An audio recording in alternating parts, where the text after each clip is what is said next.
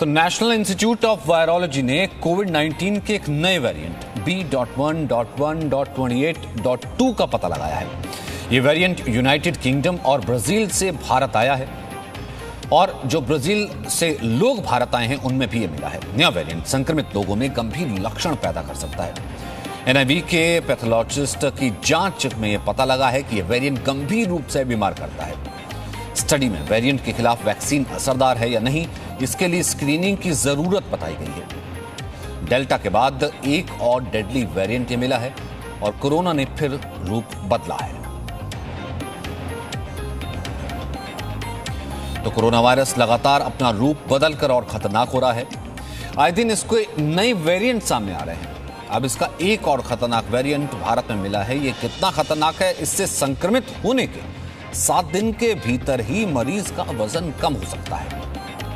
पहले variant Brazil में मिला था, वहां से इसके एक ही वेरिएंट के भारत आने की पुष्टि की गई थी। हालांकि अब वैज्ञानिकों का कहना है कि ब्राजील से कोरोना वायरस के 2 वेरिएंट भारत आए हैं। दूसरे वेरिएंट का नाम B.1.1.28.2 है। मीडिया रिपोर्ट्स के मुताबिक वैज्ञानिकों ने इस वेरिएंट का परीक्षण एक चूहे पर किया। इसके परिणाम चौंकाने वाले थे। वैज्ञानिकों को पता चला कि संक्रमित होने के तुरंत बाद ही 7 दिन के अंदर ही इसकी पहचान की जा सकती है। ये इतना खतरनाक है कि मरीज के शरीर का वजन 7 दिन के अंदर ही कम हो सकता है।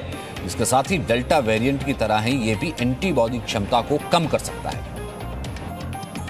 पुणे के नेशनल इंस्टीट्यूट ऑफ वायरोलॉजी के वैज्ञानिकों ने बताया है कि यह वेरिएंट विदेश से आए 2 लोगों में मिला है।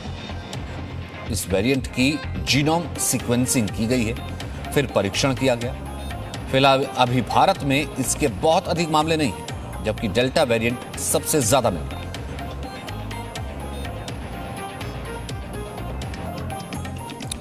वहीं NIV पुणे के मुताबिक कोवैक्सीन नए वेरिएंट के खिलाफ ज्यादा असरदार साबित होगी।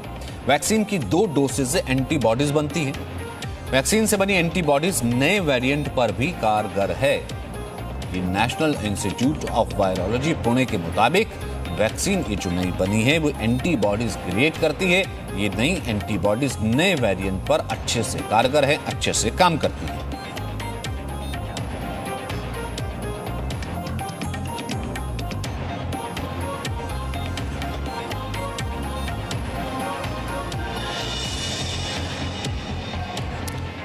वहीं महाराष्ट्र में कोरोना के 47 रूप फिलहाल पाए गए हैं। महाराष्ट्र में 47 बार कोरोना वायरस ने रूप बदला है। 3 महीने के दौरान अगर हम बात करें तो अलग अलग जिलों में नए वेरिएंट आए हैं। अलग अलग दवाओं की वजह से म्यूटेशन भी बढ़ा है। वैज्ञानिक वायरस के S प्रोटीन में सबसे ज्यादा म्यूटेशन पुणे, मुंबई, ठाणे और नासिक में देखने को मिला है। वायरस ने ज्यादा रूप बदला है तो अलग अलग दवाओं की वजह से म्यूटेशन बढ़ा है, ये वैज्ञानिक कह रहे हैं।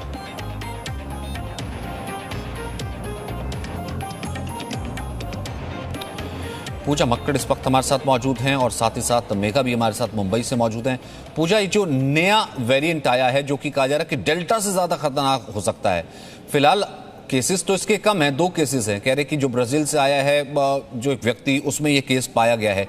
ये वेरिएंट है क्या, इसका क्या परीक्षण किया गया, क्या डिटेल है? देखिए सचिन, सबसे पहले तो ये वेरिएंट कोई नया वेरिएंट नहीं है। ये जो 4 वेरिएंट ऑफ कंसर्न दुनिया भर में पाए जाते हैं, जिसमें एक यूके का है, एक ब्राजील का है, एक साउथ अफ्रीका का है और चौथा भारत का, जिसे अब डेल्टा वेरिएंट कहा जा रहा है, उसी में से एक वेरिएंट है। ब्राजील से आया हुआ वेरिएंट है, काफी पुराना वेरिएंट है। नई बात सिर्फ ये है कि NIV पुणे ने इस पर एक स्टडी की और ये पाया कि जब ये वेरिएंट किसी को संक्रमित करता है तो उसका वजन जो है वो तेजी से कम होने लगता है और उसके जो असर हैं वो गंभीर होते हैं।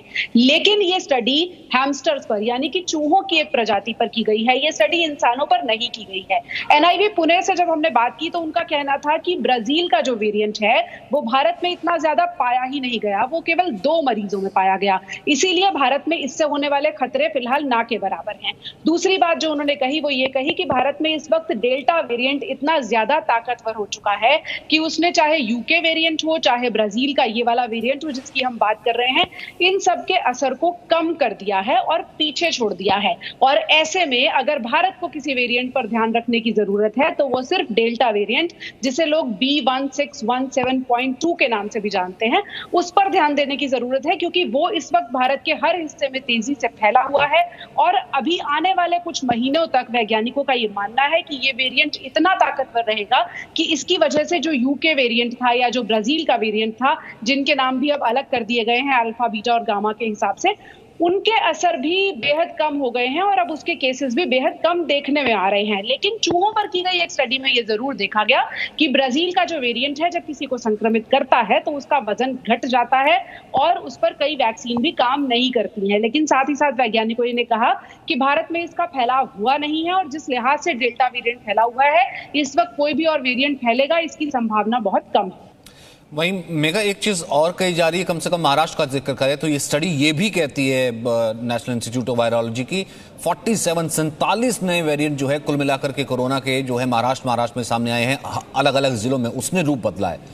तो ये क्या दिखाता है? सचिन, जो महाराष्ट्र में जो वेरिएंट जो स्वरूप दिखे हैं कोरोना से, उससे मतलब शास्त्रज्ञ भी है वो आश्चर्यचकित हुए हैं।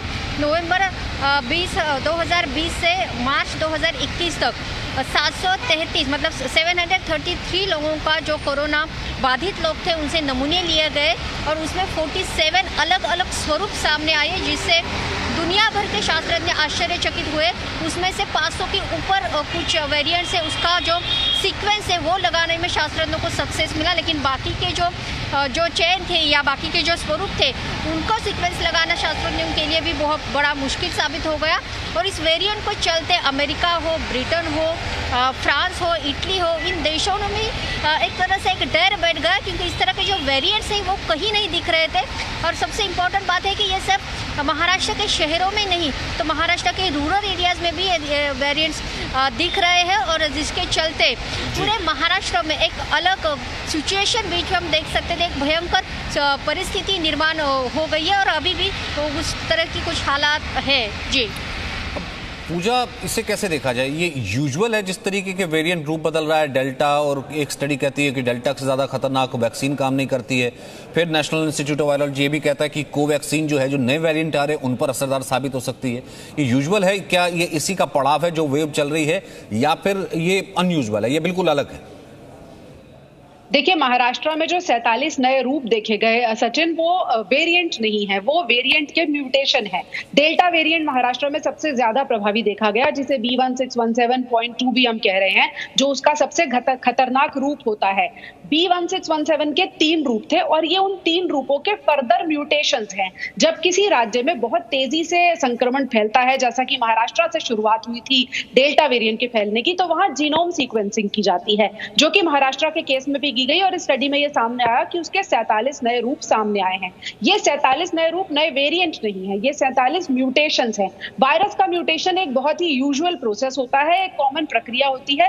ये जो स्टडी है, ये मोटे तौर पर वैज्ञानिकों को ये समझने में मदद करती है कि कोई म्यूटेशन ऐसा ना हो कि वो बहुत ज्यादा खतरनाक होकर नया रूप ले ले। आज के जो आंकड़े हैं भारत के, जो 1 लाख से नीचे मामले चले गए हैं, वो ये बता रहे हैं कि डेल्टा वेरिएंट जितना नुकसान पहुंचा सकता था उतना नुकसान पहुंचा चुका है। या और भी जो वेरिएंट ऑफ कंसर्न भारत में मौजूद हैं, चाहे वो यूके हो, ब्राजील हो या साउथ अफ्रीका हो, कुल मिलाकर अब उनका असर धीरे धीरे कम हो रहा है। तो अब वैज्ञानिकों की जो नजर है वो इस बात पर है कि जो केसेस आ रहे हैं उनमें कहीं कोई नया म्यूटेशन तो नहीं हो रहा, और वो नया म्यूटेशन कहीं जानलेवा तो साबित नहीं हो जाएगा। तो ये स्टडी उस लिहाज से की गई है। दूसरी बात, ये जो स्टडी की गई 47 नए रूप वाली, ये 3 मई की स्टडी है। 3 मई को ये स्टडी पूरी कर ली गई थी। अब 1 महीने से ज्यादा का वक्त बीत चुका है।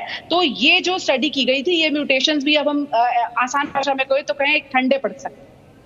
ठीक है पूजा, बहुत बहुत शुक्रिया फिलहाल इस बातचीत के लिए, और मेगा आपका भी शुक्रिया। Presenting B News app available on Google Play and App Store. Download it now.